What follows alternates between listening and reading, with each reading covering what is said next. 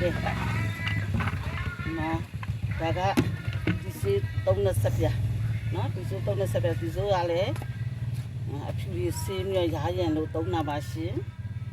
ဒီဆိုဒီလိုလေးထည့်သုံးတာဒီလိုလေးနော်ဒါတပီးလေးတို့ဘယ်လိုသုံးရမလဲဆိုဒီဆက်ပြာကိုဒါတိုင်းမသုံးရအောင်နော်ဒါတိုင်းမသုံးရအောင်နော်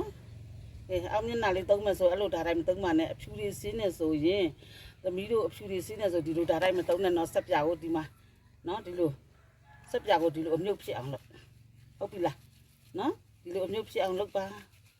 ဒီမှာနော်ဆက်ပြာမှာအမြုပ်ဖြစ်သွားပြီဆိုတာမိမိလေးတို့ဟာလေးမိမိဟာလေးဒီလိုလေးပုတ်ပေးတို့အထဲတွေမသိမ်းအောင်နော်အထဲတွေမရောက်ရောက်နော်ဒီလိုလေးပုတ်ပေးပါ